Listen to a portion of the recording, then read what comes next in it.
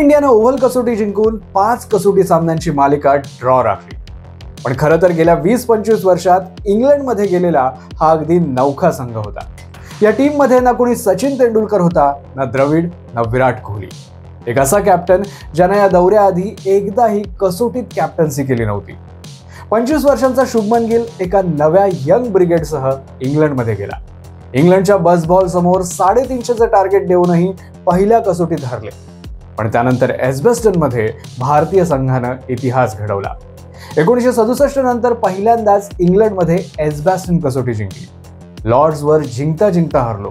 मग मँचेस्टरमध्ये पुन्हा 2-0 ते मॅच ड्रॉ आणि अखेर ओव्हलवर 6 धावांनी विजय. 5 कसोटी सामने तेही 5व्या दिवसापर्यंत खेळले गेले.